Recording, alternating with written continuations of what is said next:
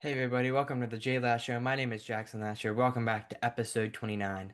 So, as we all know, the Phillies got swept at home by the Brewers. Bryce Harper didn't play the entire time because he got hit by pitch, which you can go watch our analyzation with me and Declan last episode, episode 28.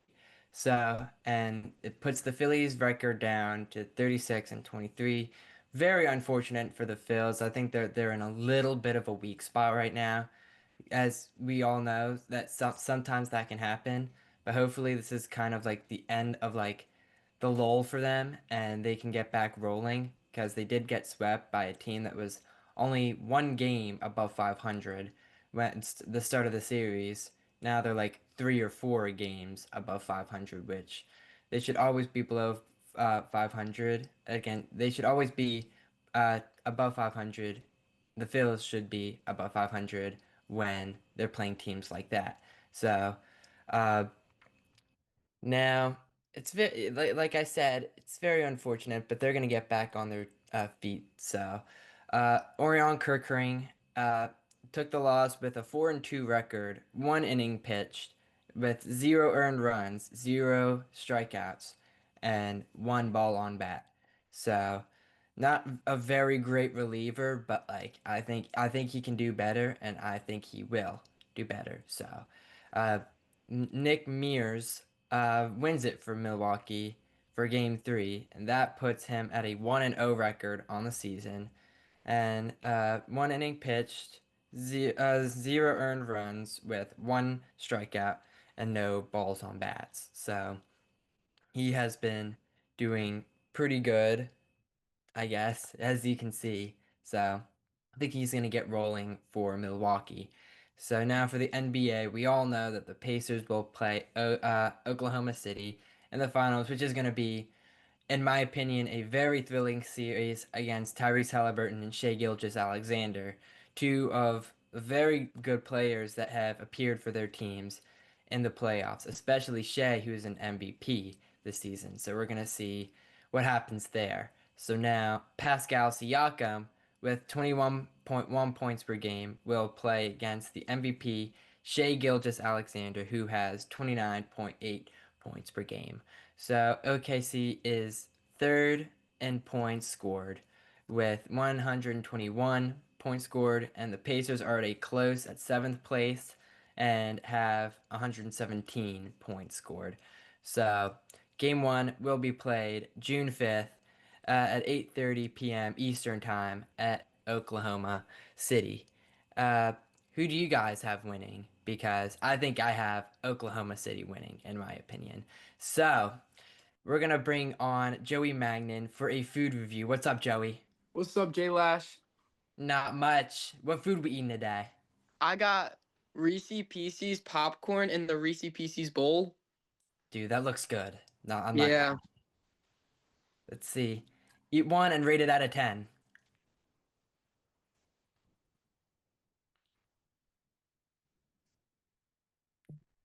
I give it like a 8.5 out of 10. 8.5 out of 10. Yeah. They're like Reese's popcorn.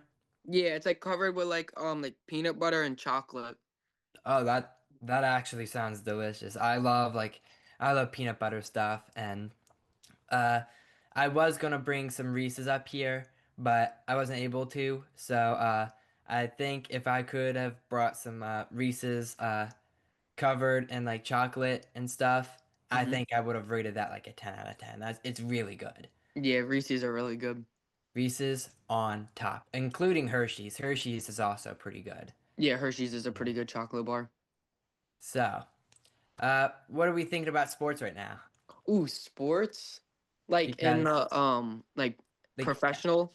yeah, like NBA, like the when the Pacers are playing the Oklahoma City Thunder, which is going to be a pretty good series. Yeah, I think it's gonna be a pretty close game personally Yes. because like I'm just excited to watch it and see what the come out of the game is because like no one knows what can happen. Anything can really happen during the game.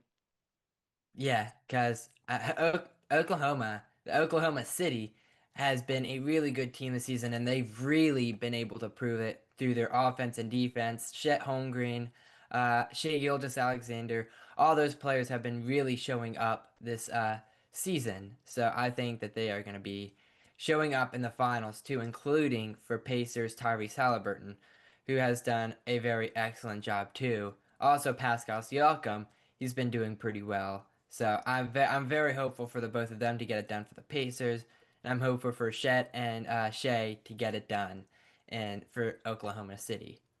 Yeah. But question is, who has the better defense? Ooh.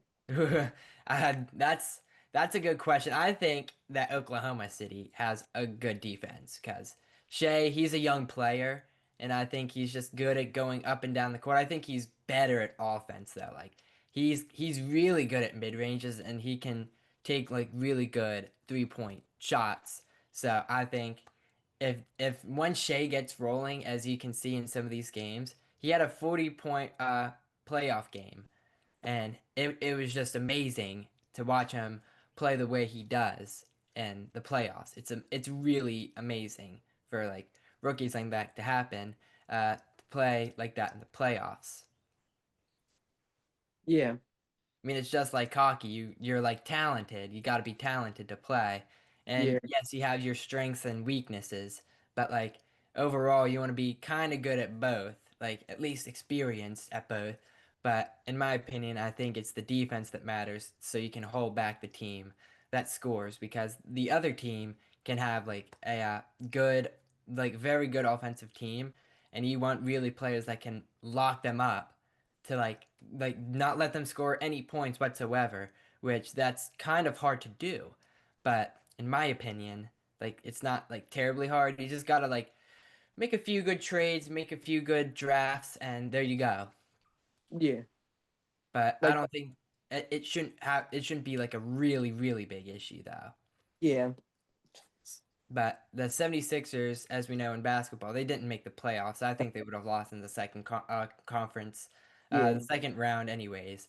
But the Sixers, they're gonna try and draft Cooper Flag, which is not looking likely because now Dallas has the number one pick, which is very unfortunate. I think the Sixers should have had the number one pick because they tanked really, really bad.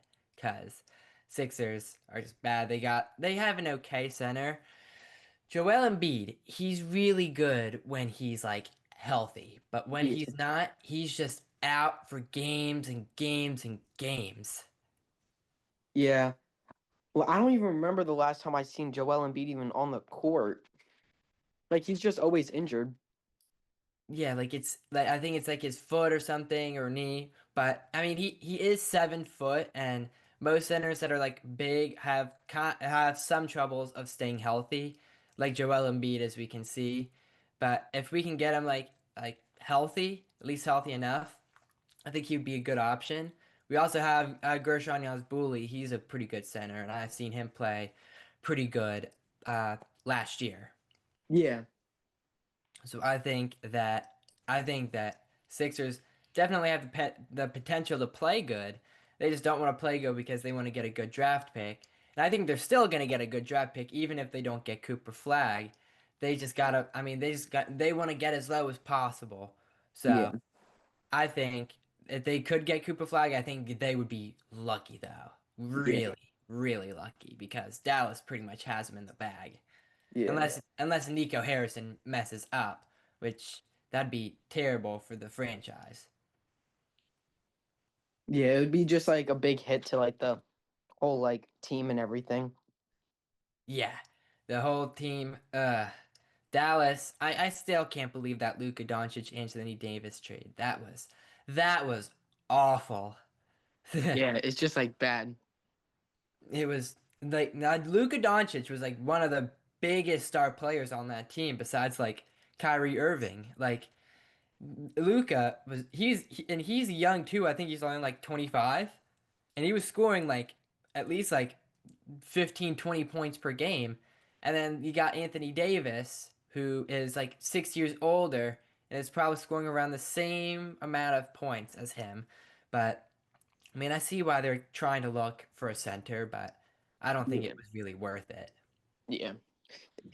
So, yeah, that's pretty much it. It was good having you on, Joey. Thank you, JLash. Of course. Have a good day. You too.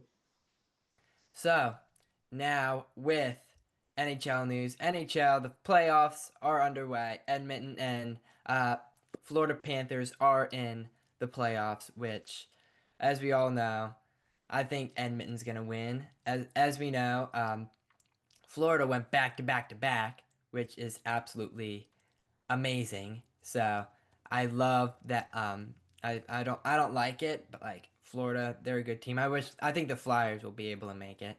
They have a young team, so I mean, hopefully they can keep Mitchkov. I think that they're going to keep Mitchkov because he is a good gem in the NHL, and I think he plays pretty good. And I mean, uh, not much for hockey. Like not much for like the Flyers news. So I'm just discussing playoffs and NFL as we're less than 100 days until kickoff. So what team do you have winning the Super Bowl this year? Besides the Chiefs, of course, because they're not gonna win it this year. I already know. So that's pretty much it for this episode.